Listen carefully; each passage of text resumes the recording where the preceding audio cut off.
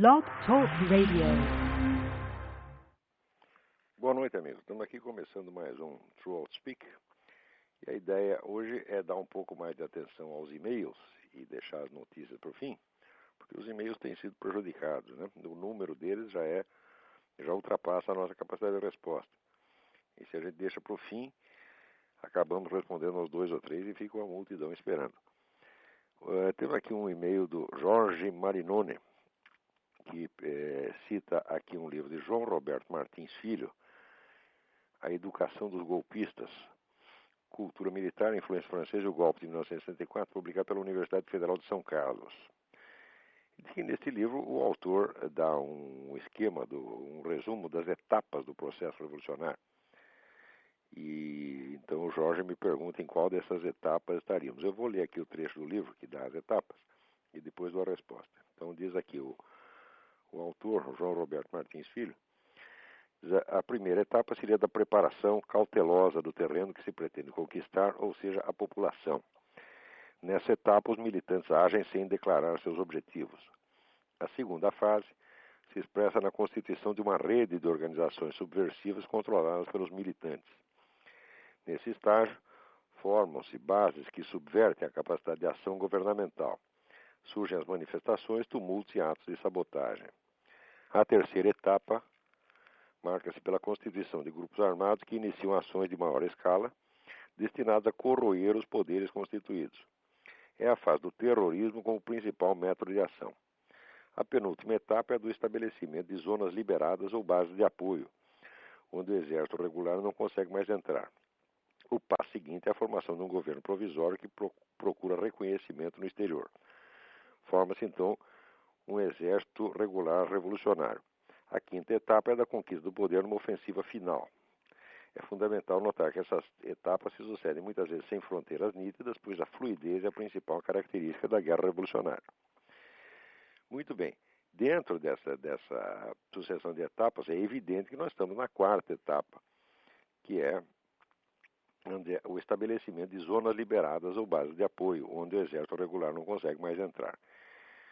Isso aí nós já temos, evidentemente, essas áreas ocupadas pelo Comando Vermelho e PCC, e agora no Rio Grande, conforme eu mencionei no meu último artigo do Jornal do Brasil, a formação, vamos dizer, de uma zona liberada, entre aspas, ali na parte norte do Rio Grande do Sul pelo MST.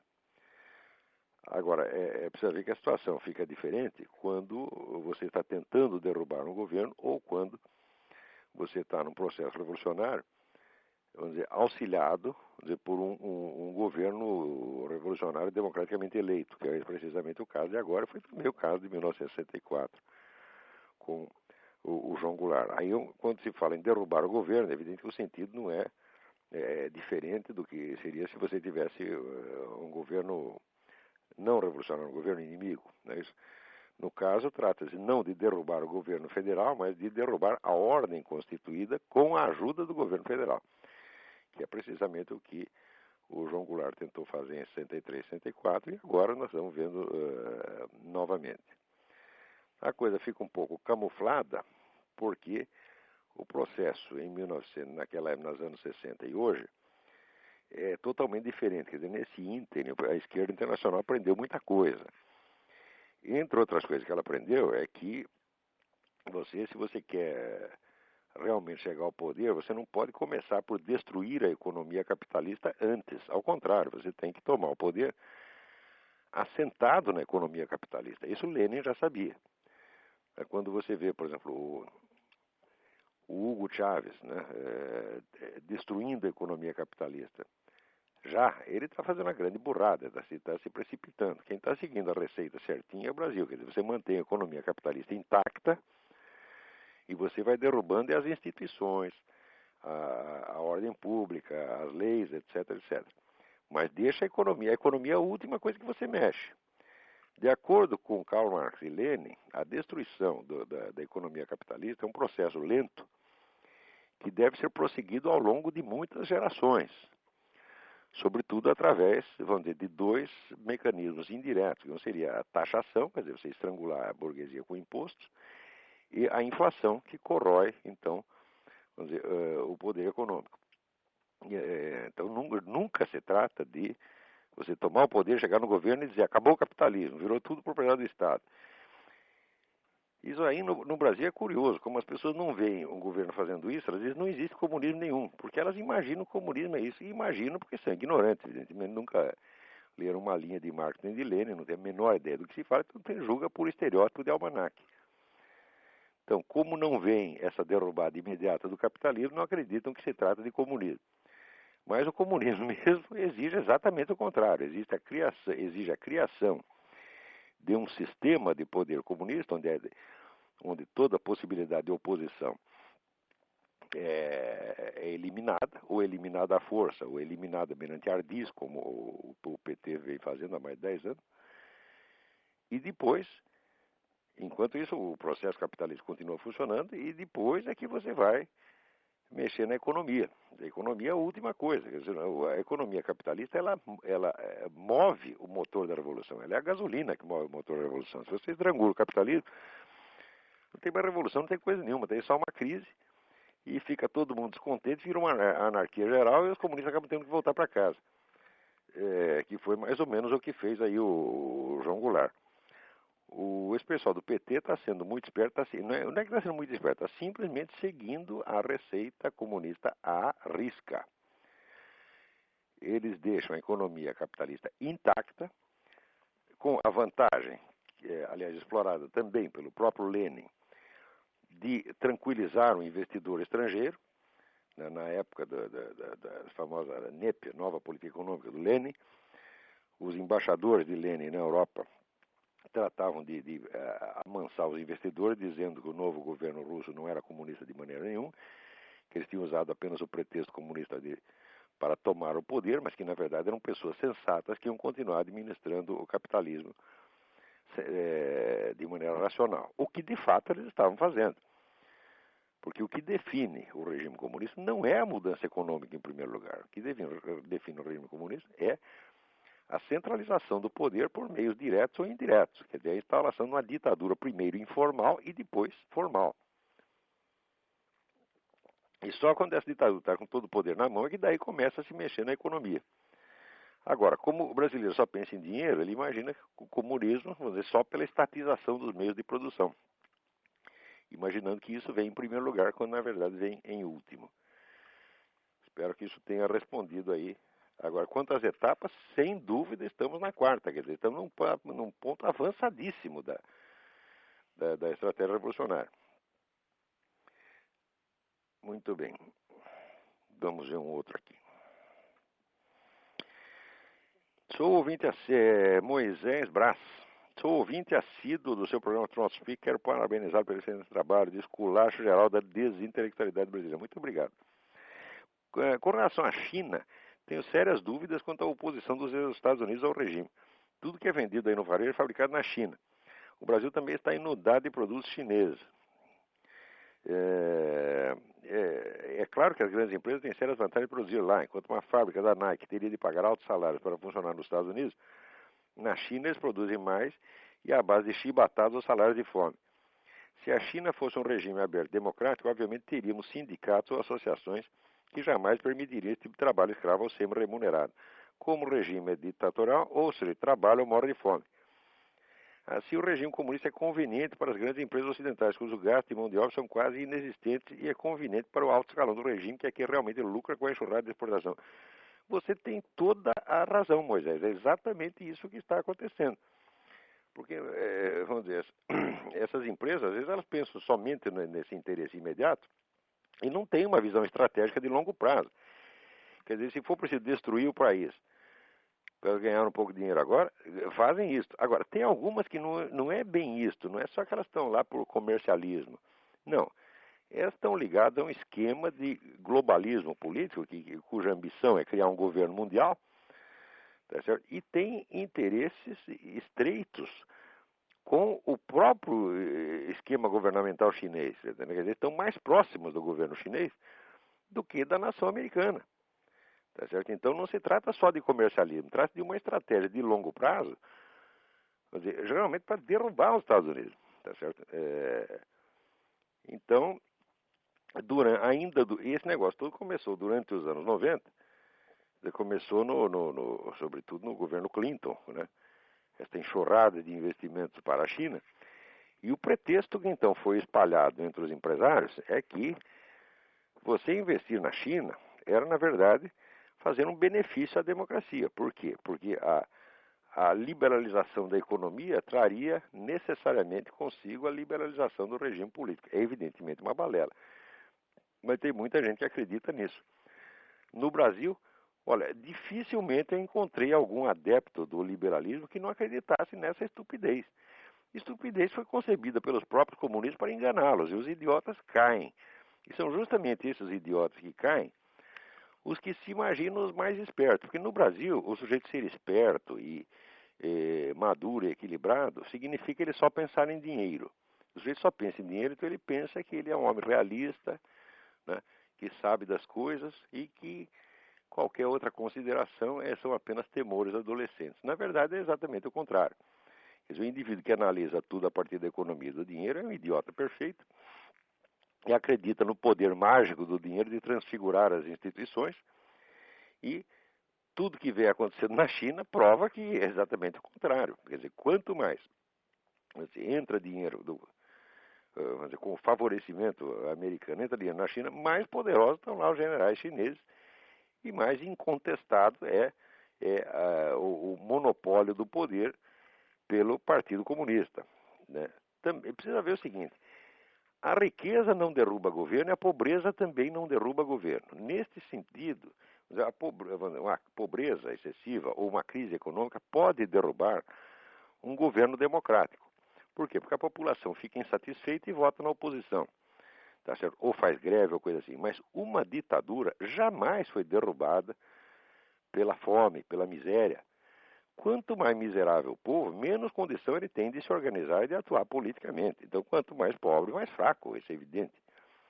Se você observar os lugares onde houve revoluções, nunca foram os países que estavam se empobrecendo, mas ao contrário, que estavam enriquecendo. Na França, no final do século XIX, segunda metade do século XVIII, era não só o país mais rico da Europa, mas era o que mais estava crescendo. No final do século XIX, mesma coisa na Rússia. Os últimos 50 anos que precederam a Revolução Russa, a Rússia cresceu economicamente, que é um negócio assombroso. Justamente é este crescimento, vamos dizer, que cria as condições para um processo revolucionário. Quer dizer, primeiro você dá acesso, vamos dizer, à educação, etc., a pessoas que não tinham, antes não tinham. As pessoas estão tendo acesso à educação, mas não tendo acesso ao poder, ficam revoltadas, porque agora, antes não João ninguém, agora é o senhor doutor. Então quer um poder, vamos dizer, equivalente à cultura que ele acha que tem. E essa é uma das muitas causas do processo revolucionário. Mas qualquer que seja o caso, nunca houve uma revolução em um país que estivesse com miséria crescente. Quer dizer, isso é exatamente o contrário do que diz o slogan, os estereótipos da mídia, né? Se continuar nessa miséria e tal, vai ficar uma situação explosiva. Eu digo, miséria jamais é explosiva. Se ele está miserável, o que ele faz? Ele mora de fome, ele definha, ele não dá palpite, ele é um coitado. Então, a miséria favorece as ditaduras. Você vê, o Mao Tse Tung, quando ele inventou aquele negócio do grande salto para a frente, que morreu de fome, eu acho que só nesse projeto morreu de fome 10 milhões de pessoas, numa tacada, nunca o poder dele teve tão alto. Quer dizer, essa miséria toda não oferecia perigo nenhum para ele. Foi daí que inventou o negócio da Revolução Cultural e matou mais não sei quantos milhões, agora não de fome, mas na bala. Então, do mesmo modo, vamos dizer, o enriquecimento também não provoca automaticamente um processo revolucionário, uma mudança de governo. Não, é preciso que se junte uma série de condições. Quer dizer, no caso chinês, por exemplo, o enriquecimento está produzindo de fato uma nova classe de ricos, mas os interesses desses ricos estão estreitamente ligados aos interesses do próprio governo. Cada novo rico que aparece na China é um sócio do governo, então ele não vai se revoltar contra o governo que o está enriquecendo. Quer dizer, o enriquecimento de uma parte da população pode ser um fator revolucionário quando ele joga essa parte da população, quando ele cria nessa parte da população ambições que se opõem ao poder estabelecido. Na China é exatamente o contrário que acontece. Quer dizer, cada chinês que está enchendo os bolsos de dinheiro agora, ele é um parceiro dos generais, então ele quer que os generais fiquem lá eternamente. Então, todo esse diagnóstico de que a economia ia mudar a China, tudo isso é uma besteirada. É incrível como esse pessoal empresarial é vulnerável, vamos dizer, a palavra de ordem e slogans que são inventados pelos próprios comunistas e botam na cabeça deles, os idiotas saem repetindo e são manipulados que nem criança e ainda acham que são muito espertos. É uma coisa incrível. Muito bem, vamos para outro e-mail aqui. Aqui é Henrique Santos. Fui seu aluno em Curitiba, sou aluno da Luciana Mato. Acabei de ler seu artigo O Inimigo é um Só. E como o artigo fala sobre a tensão ideológica provocada pela esquerda nas pessoas e o efeito das ideias religiosas falsas que noteiam o sentimento da fé religiosa do povo, gostaria de ter informação sobre um pensador cristão, o qual escreveu sobre ateísmo no século XX, que teve um fim trágico, Jacques Maritain, que me parece teve muito envolvido com o espírito moderno da Igreja Católica, apesar de ser um tomista. É muito interessante essa sua pergunta, porque justamente nesse momento eu estou relendo o livro do Gustavo Corsão, O Século do Nada, que é um livro que todo brasileiro deveria ler. Por quê? Porque ele descreve e analisa, vamos dizer, a destruição da Igreja Católica por dentro. Quer dizer, como é que a infiltração e a infiltração comunista e a acomodação, né, dos cardeais, dos teólogos com o comunismo foi destruindo a Igreja ao ponto vejam que coisa impressionante. Na última sessão do Concílio Vaticano II, o Papa Paulo VI, ele disse a seguinte frase, ele disse: aqui no concílio a religião do Deus que se fez homem se encontrou com a religião do homem que se fez Deus. E as duas se deram muito bem. Quer dizer, isso é a mesma coisa que dizer que acabou a Igreja Católica. Porque a religião do homem que se fez Deus é o humanismo revolucionário, anticristão. E se isso de repente foi admitido dentro do concílio, quer dizer que a igreja acabou. Esse Paulo VI, para mim, era um idiota completo. Ou talvez fosse um sujeito vendido mesmo, não sei. Mas dizer um papa dizer uma coisa dessa é o fim da picada. Né? Quer dizer, é a declaração de rendição incondicional. Diz, olha, aqui abrimos as portas, abrimos as janelas, abrimos as pernas, abrimos tudo que podia abrir, pode entrar e fazer o que quiser, aqui virou casa de mãe Joana. Na época, o Gustavo Corsão escrevia uns artigos no Globo e mostrava a absurdidade dessas coisas. E, por causa disso, foi muito perseguido ali pela Arquidiocese do Rio, pressionaram para tirar a coluna dele do Globo, foi uma coisa horrorosa. E, no entanto, o homem estava montado na razão. Passados 40 anos, né, o concílio terminou, parece que terminou em 65, passado então agora 42 anos, nós vemos que tudo o que ele disse se consumou, aconteceu mesmo. Tudo aquilo que os iluminados, os cardeais iluminados diziam que aconteceu, não aconteceu. Que aquilo ia ser uma coisa maravilhosa, que a igreja ia progredir muito, ao contrário, a igreja se decompôs, tá entendendo?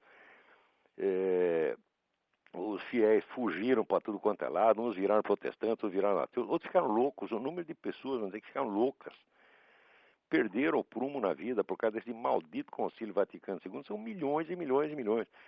Pessoas que se voltaram contra a Igreja Católica, tá? Pessoas que caíram na mão do Satanás por causa disso, foram empurradas para a mão do Satanás por esses malditos cardeais do Concílio Vaticano II. Muito bem, o guru de todos eles era o Jacques Maritain. Quer dizer, o Jacques Maritain era um sujeito que estava puxando o saco de comunista desde 1936. Você vê, eu vou mostrar só um paralelismo aqui. A coisa mais nojenta do Concílio Vaticano II foi o tal do Pacto de Metz, que foi assinado para obter a presença de alguns bispos ortodoxos biônicos, nomeados pelo governo soviético, bispo ortodoxo russo no concílio. A igreja assinou um acordo secreto que se comprometia a não tocar no assunto comunismo, não fazer críticas ao comunismo durante o concílio. Quer dizer, vendeu o concílio, né? Vendeu o concílio para o governo soviético. Este pacto de Metz depois foi denunciado pelo prefeito da cidade de Metz. Ele disse, olha, eu estava lá, eu vi chegar lá o cardeal Tisserand assinar com os soviéticos esse acordo. A Igreja, o Vaticano, disse que não tinha, desmentiu, que não tinha acordo nenhum. Mentirosos, vagabundos, canalhas, filhos da puta. Por quê? Porque logo depois o acordo foi publicado pela própria imprensa soviética. E hoje, você sabe, está inteiramente confirmado que isso houve mesmo. Ora, como já em 63 havia o decreto de João 23, revalidando um decreto de Pio XII, que excomungava automaticamente qualquer católico que colaborasse com o regime comunista, esses camaradas já estavam todos auto-excomungados e sabiam disso. Portanto, a coisa já foi toda uma farsa. Não é isso? Esta farsa não veio sozinha, ela veio de uma longa infiltração que tinha começado já na década de 30. Tá certo? E esse pessoal comunista foi entrando e comprando consciências e fazendo uma devastação total. Até que no fim, vamos dizer, o próprio Papa Paulo VI teve que ser cúmplice desta porcaria. E note bem, o Gustavo Corsão, toda a formação intelectual dele foi dirigida, de certo modo, pelo Jacques Maritain, pelos livros de filosofia do Jacques Maritain. Ele adquiriu a sua formação em filosofia escolástica por intermédio do Jacques Maritain, levado pelas mãos do Jacques Maritain. Quando ele depois foi rever 30 anos de posições políticas do Jacques Maritain, ele ficou horrorizado e viu que o mestre era de fato um vendido. Tá certo? No último livro do Jacques Maritain, que se chama Les Paysans de la Garonne, o camponês da Garona, em que foi alardeado pelo mundo todo como um livro de altíssima sabedoria, o Jacques Maritain analisa todos os problemas do mundo. Só a palavra comunismo não aparece, não existe comunismo. O concílio seguiu a mesma coisa. Você pode ler as atas do comunismo e ver que o comunismo analisa todos os males do mundo. Só o comunismo, que havia matado 100 milhões de pessoas, não. Quer dizer, fica um detalhe de somenos na história. É claro que essa papelada toda não vale nada. Essa papelada toda, tudo isso é papel pintado. Isso é uma fraude do começo até o fim e tem que ser denunciado. Não é por você respeitar a figura do seu bispo, arcebispo, cardeal, tem que chamar de eminência, que você deve deixar de dizer a verdade. Ao contrário, tem que dizer a verdade. Não por ódio a essas pessoas, mas até por amor a elas.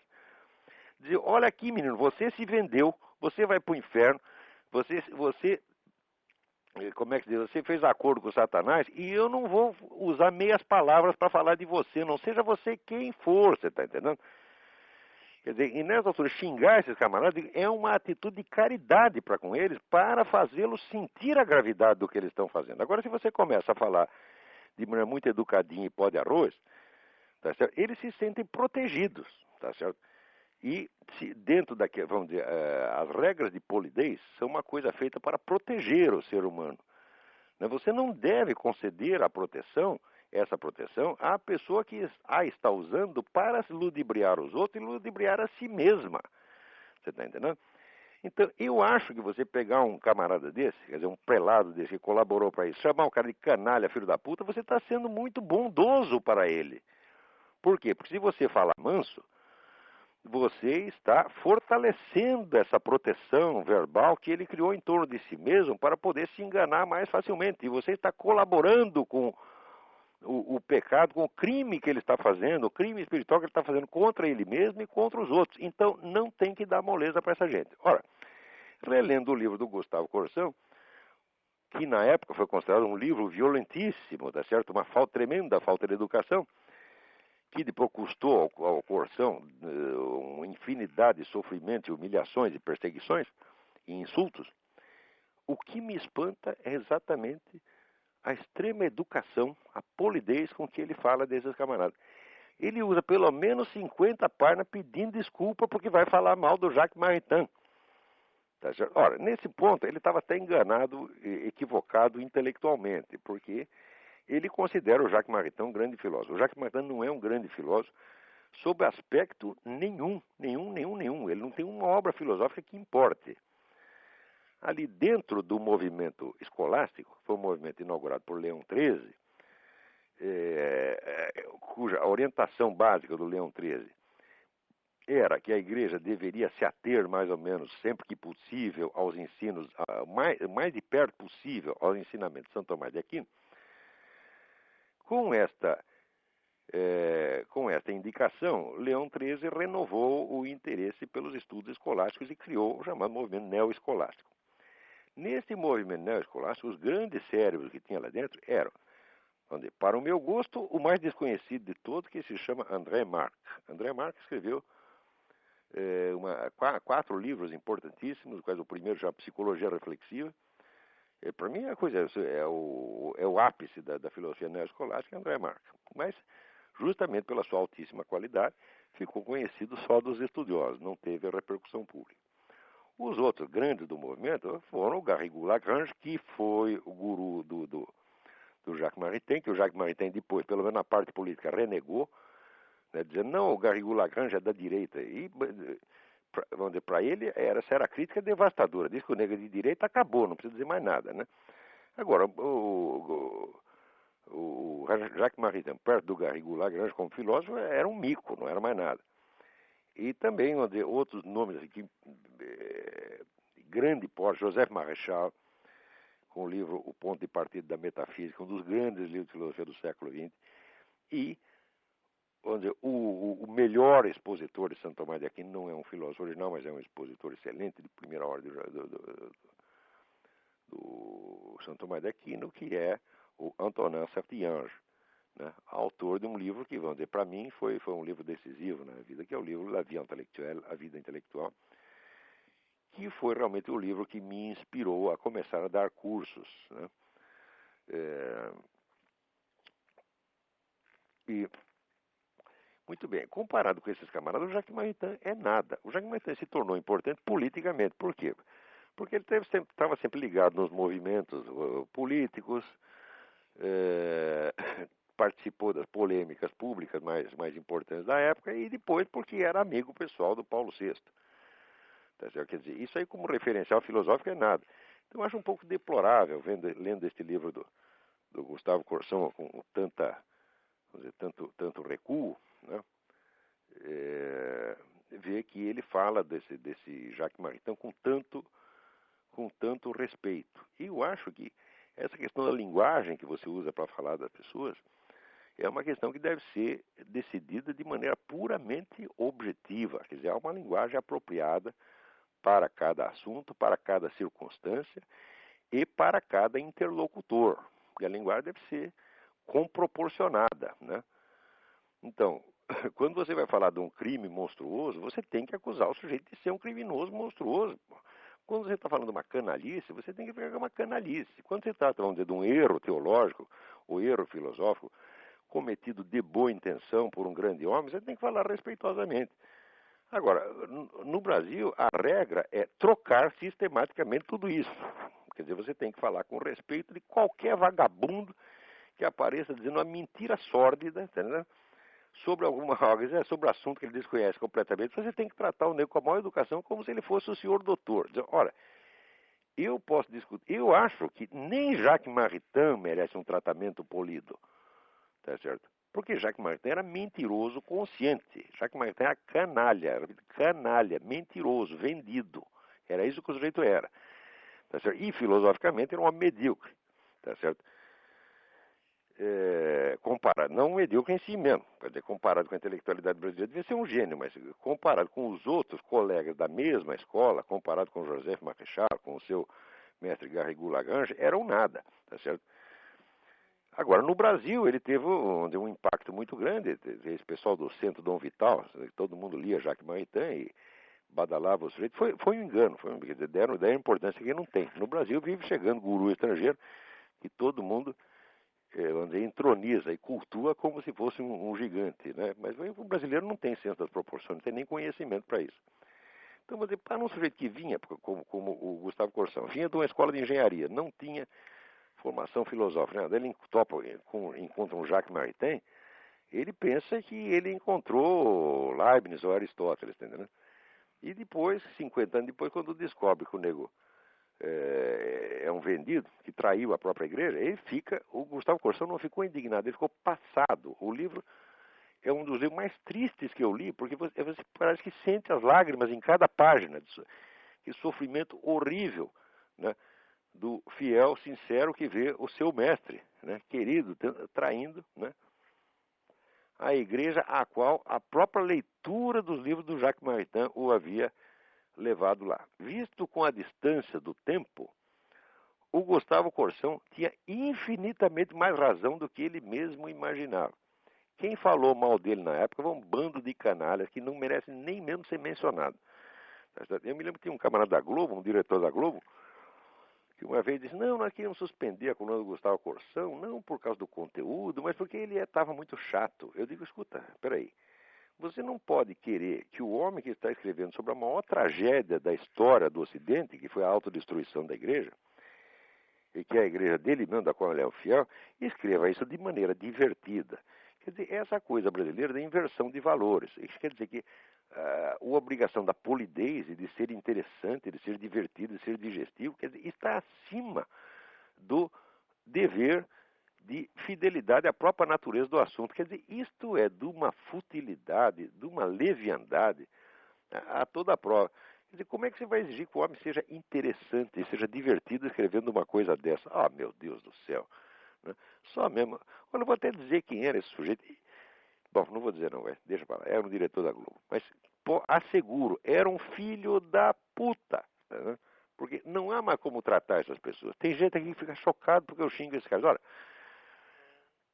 tem certas pessoas onde que xingá-las é até uma coisa de caridade. Porque às vezes o nego vem com uma ideia, até apareceu um camarada dele dizendo assim, o Mário Ferreira dos Santos não era filósofo, era apenas um estudioso da filosofia alheia. O sujeito diz isso e quer uma resposta. A resposta é essa, vai tomar no cu. Você tá? Que outra resposta eu posso dar? Quer dizer, eu estou falando com uma pessoa que não é que ele não é capaz não seja capaz de entender a filosofia do Mário. Não é capaz de ler um livro do Mário. Tá certo? E dar um palpite desse. Daí aparece outro, mais idiota ainda, lembrando uma declaração do professor Miguel Reale, mais ou menos no mesmo sentido. O Mário era um estudioso de filosofia, mas sem uma obra original. Bom, acontece o seguinte, essa opinião do Dr. Miguel, que eu conheço bem, eu era amigo do Dr. Miguel, porra. Essa opinião remonta, tá certo? Ao começo ali da década de 50, quando o Mário havia publicado o livro dele que ficou mais famoso na época, que era O Homem que Nasceu Póstumo, que era um livro sobre Nietzsche.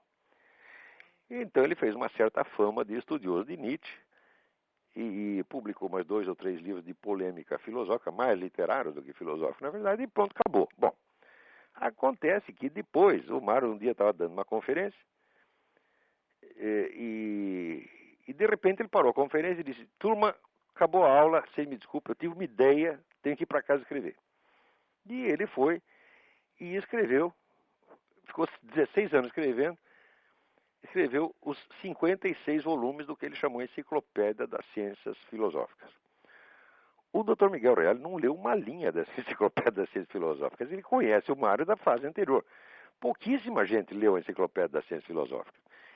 E, mais ainda, vamos dizer, quando leu, não chegou a ler dizer, as obras, que era o Coroamento, que era a série final de 10 volumes, que começa dizer, com a sabedoria dos princípios, depois a sabedoria da unidade, a sabedoria do ser do nada, a sabedoria das leis eternas, que é vamos dizer, a obra magna do homem e um dos cumes do pensamento universal.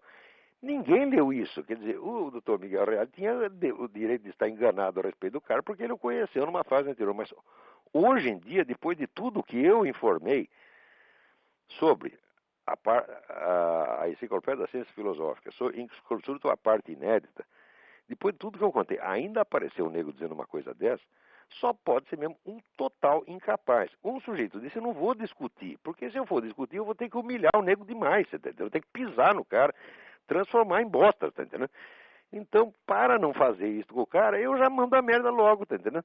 Eu digo, olha, vai pra casa, moleque, vai chupar prego, não me enche o saco, tá entendendo?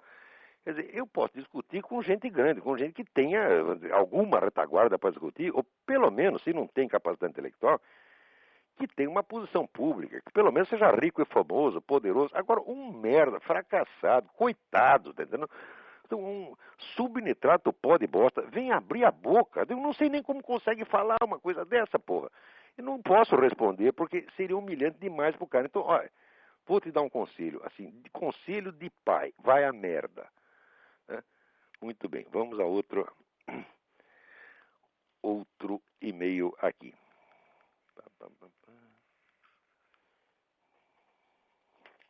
Tem uma aqui que eu queria responder porque já está atrasado pra caramba. Deixa eu ver se eu acho aqui, peraí.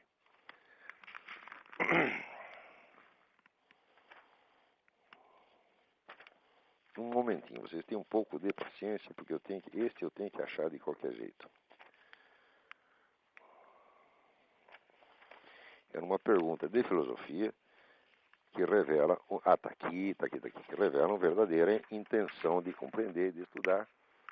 Aqui, o sujeito é Leonardo. O e-mail dele é Sigmaléu. Então, muito bem. Lendo a obra Verdade e Conhecimento de Tomás de Aquino, tradução, introdução e nota de Luiz Jean Lauan de Mário Proviero, dei para encontrar um texto que ele tem uma dificuldade de entender. O texto é o seguinte: o sentido só conhece por meio dos órgãos corpóreos e não é por impossível que o órgão corpóreo seja mediador da potência sensitiva com ele mesmo. Mas as potências não sensíveis... Bom, minha dúvida está em saber o que quer dizer que as potências não sensíveis de modo algum retornam sobre si mesmas. Muito bem. É claro que entendi que somente a substância intelectual retorna à própria essência como um retorno completo, principalmente as que conceberam a reflexão. Bom, o que Santo Tomás de Aquino está dizendo, em última análise, é que as potências sensíveis, elas não se captam a si mesmas, tá certo? Do mesmo modo que captam o seu objeto. Quer dizer, o olho não pode perceber o olhar tal como ele percebe, né, os estímulos visivos, né? É só isso, ao passo que a inteligência, ela faz parte da inteligência, ela captar o seu próprio ato. Quer dizer, a inteligência que não entende que está entendendo no ato mesmo que ela está entendendo, não é inteligência de maneira alguma. A inteligência não pode funcionar inconscientemente, está entendendo? Ela, vamos dizer, a consciência não pode funcionar inconscientemente. Então, é disso aqui que se trata. Bom, vamos lá.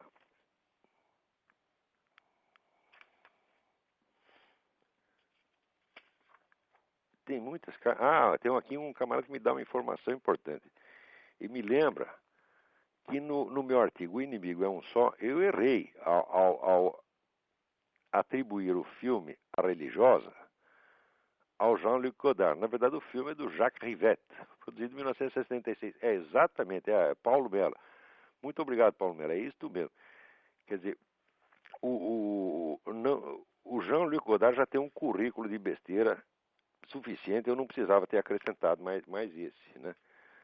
Ele não tem culpa nenhuma do filme A Religiosa. Eu lembro que o filme, na época, foi assim colocado nas nuvens pela crítica. E o filme é baseado na história do Diderot, que era a história que o Diderot inventou a respeito da freira que estaria presa num convento querendo sair, né, porque ela não tinha vocação religiosa, queria ir embora, os caras não deixavam. Ele inventou essa história e disse que era uma história verdadeira e que ele tinha toda a documentação a respeito. Mais tarde te mostrou que era fraude total. Pior que a prova da fraude veio logo antes desse filme. Quer dizer, o cara que fez o filme, ele sabia que era fraude. Se não sabia, tinha a obrigação de saber. Muito bem. Vamos ver o que temos mais aqui.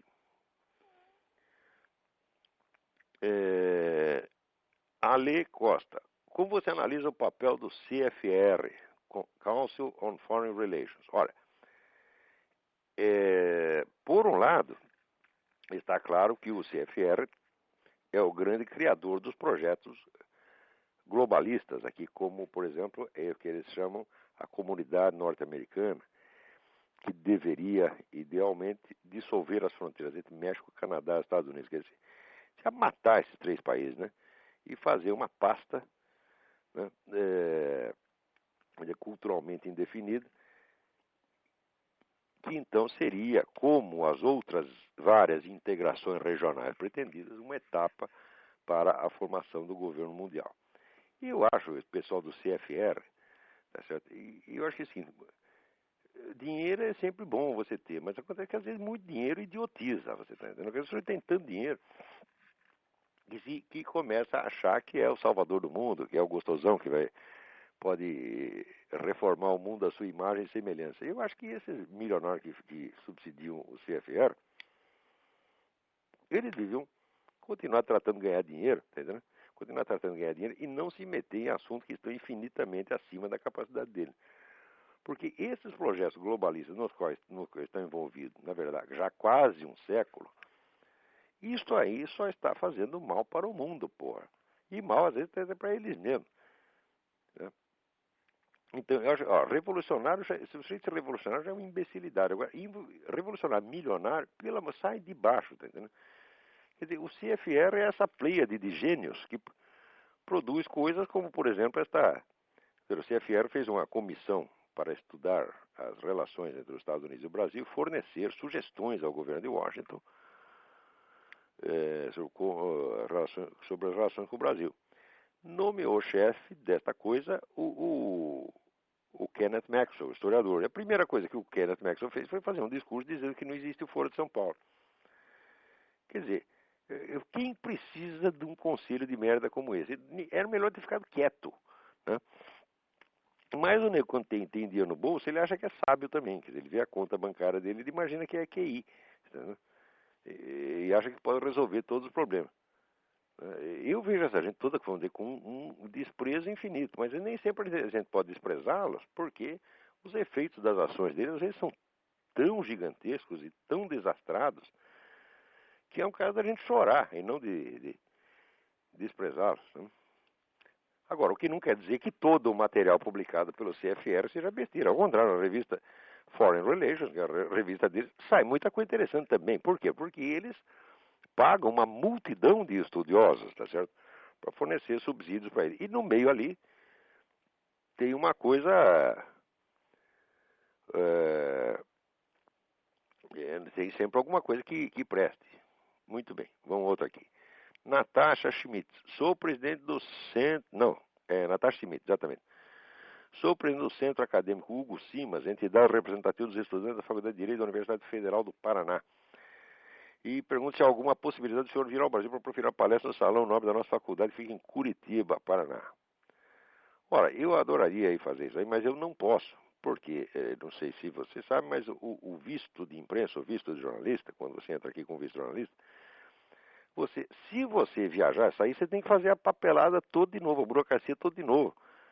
Né? E eu não posso fazer isso, não posso ficar 3 ou 4 meses sem trabalhar, né? Então, se eu sair, estarei falido. Então, eu tenho que continuar aqui. Eu, de certo modo, sou prisioneiro do tio Sam. Né? Mas eu não posso reclamar isso. Eu estou que nem aqueles camaradas de Guantánamo, você tá entendendo? Eu fico chorando de barriga. Mas eles ficam chorando de barriga cheia. Eu não. Quando estou de barriga cheia, eu fico rindo. Eles estão lá num hotel 5 estrelas, né? Com toda a assistência possível, comida boa, né? Advogado para tratar deles. Eu não tenho advogado de graça, eu não tenho. Né? Comida boa, comida aqui é boa e barata. Então, eu estou muito satisfeito de estar aqui. Mas o fato é que eu não posso sair daqui, tá certo? Cá entre nós, graças a Deus, eu não estou nem um pouco de vontade de sair.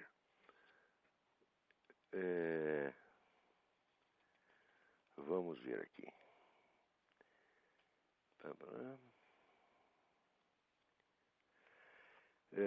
Renata Paraguaçu. Só recentemente tomei contato com o seu Jardim das Aflições, edição 2000. Na página 119, parágrafo 2, comentando a primazia do desenvolvimento técnico versus contemplação na origem das ciências, o senhor coloca, aspas, em quase todas as civilizações, uma das ciências que primeiro se desenvolve e alcança rapidamente a perfeição é justamente a astronomia, cujos objetos estão a distância demasiado grande para poderem ser transformados. Muito bem. Nesse trecho eu estava contestando uma ideia idiota colocada por um filósofo chamado Jacob Bazarian, um filósofo armênio brasileiro, que aliás é um sujeito muito culto. Mas o Bazarian, por causa da influência marxista, ele endossa essa besteira de que as ciências nascem, vamos dizer, da praxis econômica. Quer dizer, o sujeito, pela necessidade de transformar a natureza, ele primeiro cria a economia, depois a técnica, depois a ciência. É exatamente o contrário que é verdadeiro. Quer dizer, os conhecimentos intelectualmente mais relevantes, às vezes mais elevados, eles antecedem, né, a técnica, às vezes, de milênios. E, às vezes, tem uma finalidade meramente contemplativa, de ordem espiritual. E a prova disso era que uma das primeiras ciências que aparece, né, em todas as civilizações é a astronomia, né, cujos objetos não podem ser transformados, não fazem parte do processo econômico, mas são sempre, vamos dizer, objetos de contemplação e de especulação simbólica. Né? Daí pergunta a Renata, o que se fazia então era astronomia ou astrologia? Primeira pergunta. Segunda pergunta, é correto falar em perfeição ao referir-se à observação dos astros feitas antes de Galileu, Kepler e Newton?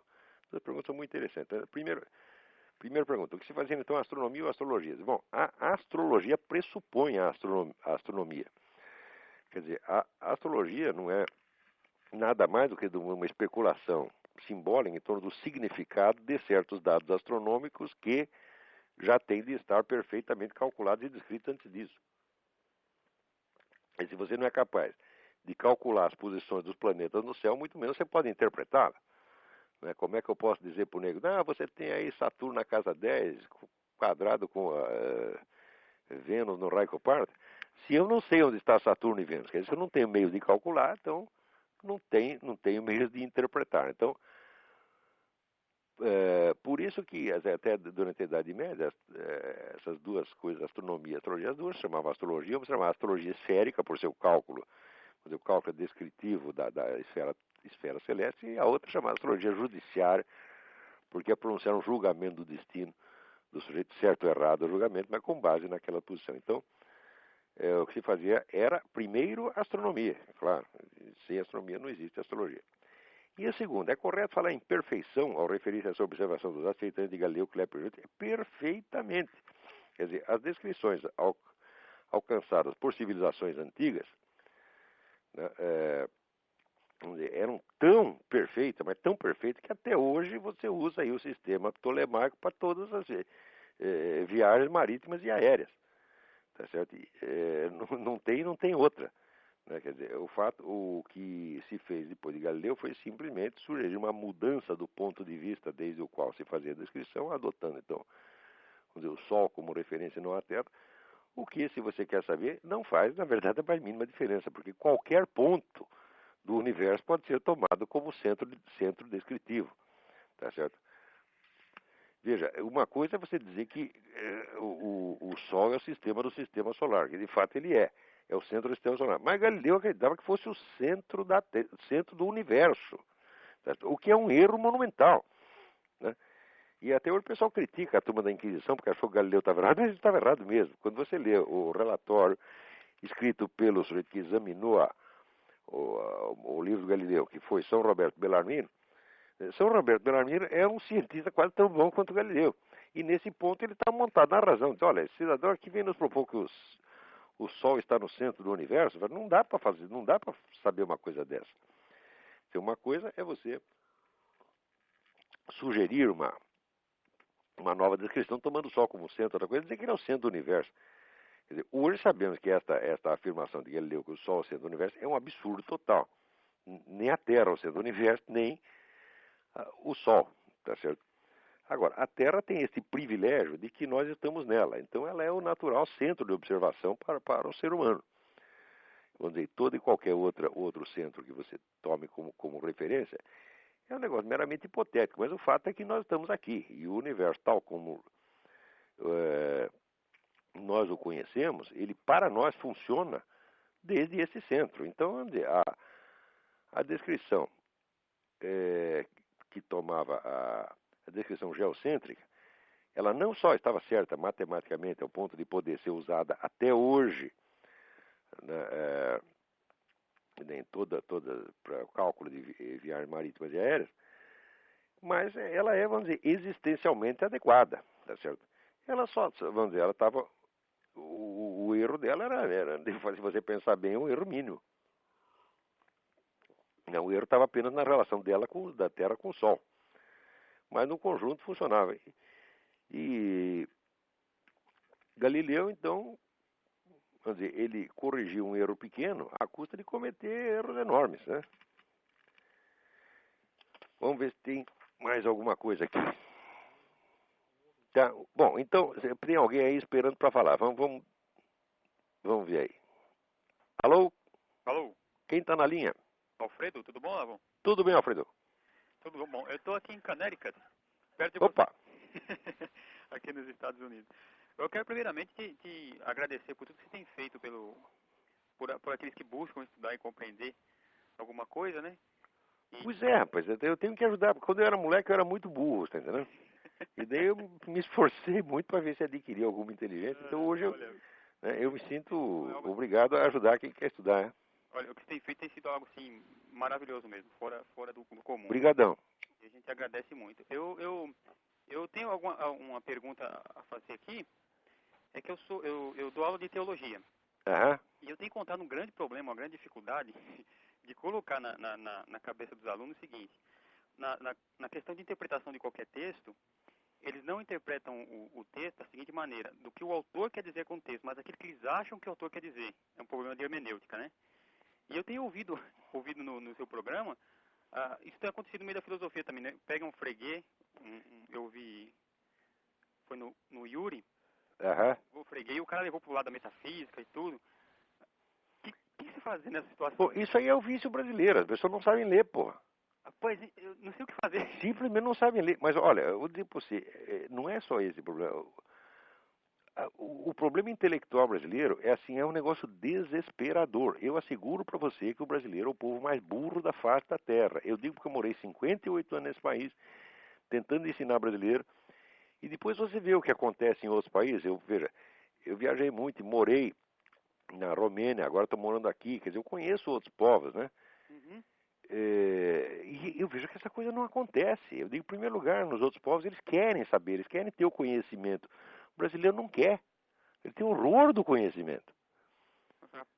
Ele gosta de dar palpite, mas ele não quer adquirir conhecimento. Primeiro, ele acredita que o conhecimento existe.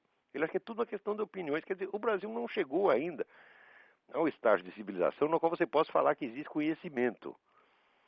Quer dizer, é apenas um monte de selvagens perdidos na floresta, dando urros, tá certo? E expressando as suas sensações, dizendo, ai me dói, ai que gostoso. O brasileiro só faz isso, tá certo? Ele está no nível de comunicação de um cachorro. E a leitura que as pessoas fazem são exatamente isso. É uma calamidade, calamidade. Se você me pergunta o que você pode fazer, eu digo, olha, se eu soubesse eu diria.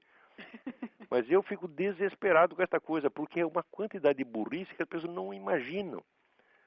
Né? E o pior é que julgam os outros povos, né, de cima, falam assim, não, o americano é burro, burro. Ai, meu Deus do céu, é uma coisa desesperadora. É difícil. Porque são pessoas que, não, primeiro, não leem livros.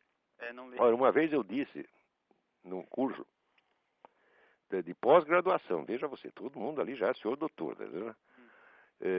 Eu disse, olha, um estudioso de qualquer área, ele tem que ler pelo menos 85 livros por ano, só para ele se manter atualizado com a área dele.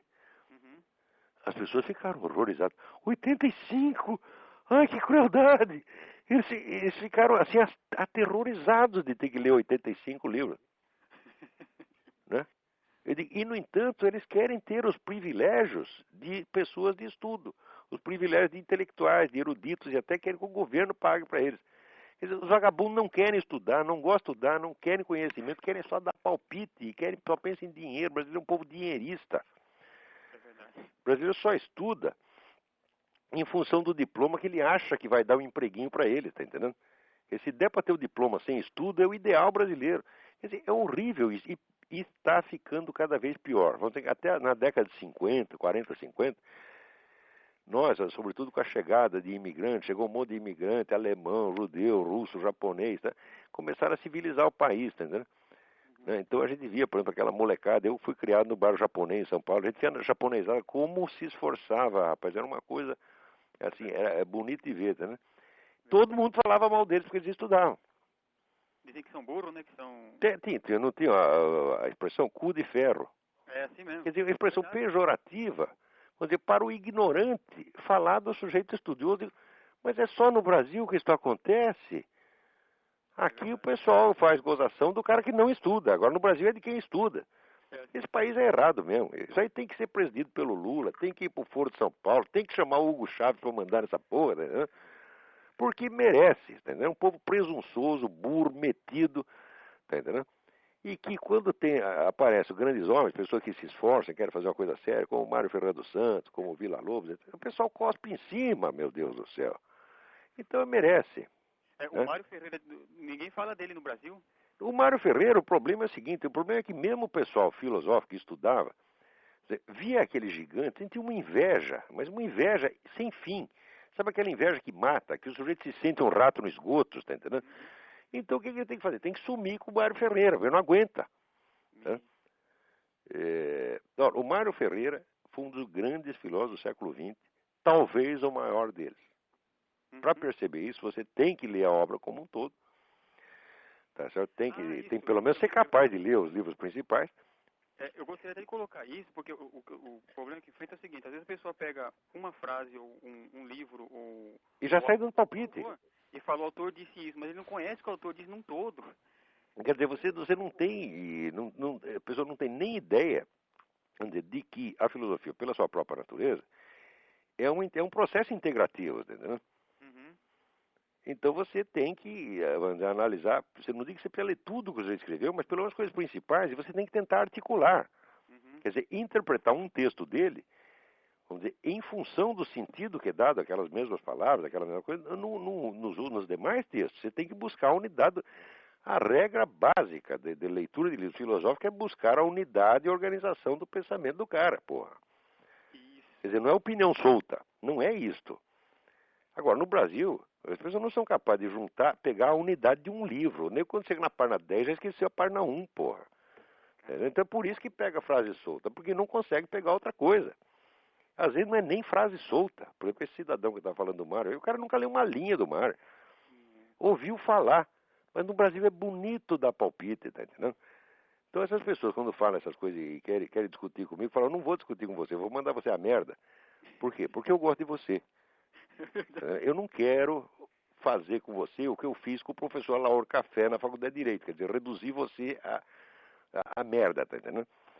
Então eu apenas mando você ir lá, você tá entendendo? Vai você por sua própria conta, eu não vou jogar você lá, tá entendendo? Agora, se você quer, você não quer ir a merda por conta própria, eu te levo lá, ponho você lá e deixo que é o seu lugar. Né? Então, não venha buscar discussão comigo. Veja, o pessoal na internet, tem milhares de pessoas querendo puxar discussão, cada um mais incapacitado que o outro. Então, é horrível isso aí. Então, isso que você me fala, o pessoal não pega o texto, sentido das palavras pelo que está lá, mas pelo que eles jogam, pelo que eles acham. Isto é a regra do Brasil. E enquanto não acabar isto, o país não vai para frente. Com todos os recursos que tem, com essa população imensa. Tá certo? Vamos dizer, é o famoso país do futuro, que é o país do futuro e continuará sendo sempre. E nunca podemos esquecer que o sujeito que escreveu Brasil, país do futuro, logo em seguida estourou os miolos.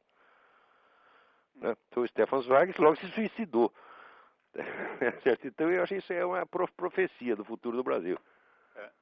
Viu? Eu queria perguntar um negócio também. Eu tenho uma coleção aqui de filosofia do Reale e... É do Reale de Anterci, a História da Filosofia. São 3 volumes. Ah, sim, sim, Antiseri, Máximo Antiseri, né? Isso.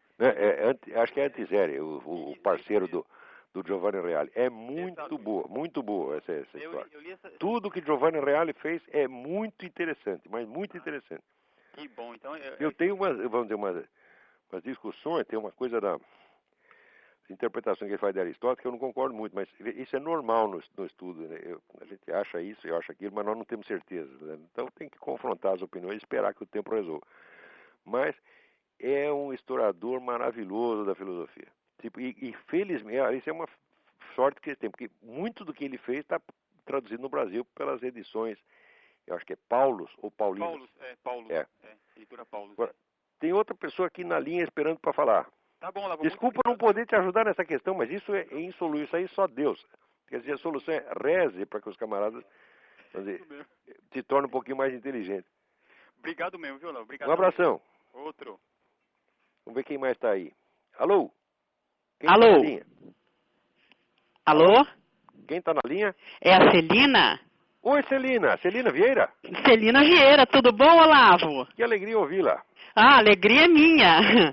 Então, Olavo, eu gostaria de abordar aquele tema da Força de Segurança Nacional que está atuando nas fronteiras do estado do Rio, ao invés de cercar as favelas e sufocar o tráfico de armas e de drogas. Eles querem saber onde. Eles vão exatamente onde os bandidos não estão, porque onde estão é perigoso, né?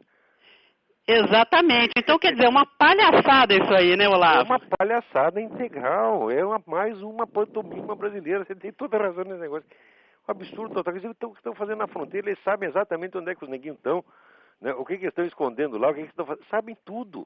Nós temos informação total sobre o banditismo no Brasil, porque tudo isso é antigo. Agora, pode falar. Ninguém quer resolver esse problema. Ninguém quer, porque se você começa a mexer com essa gente, você vai pisar no pé da Farc. Daí a Farc vai reclamar com o Lula. Entendeu? Então é melhor não fazer nada. Porque quem é que vai querer desafiar a Farc? A Farc tem uma força militar superior a todas as forças armadas dos países vizinhos.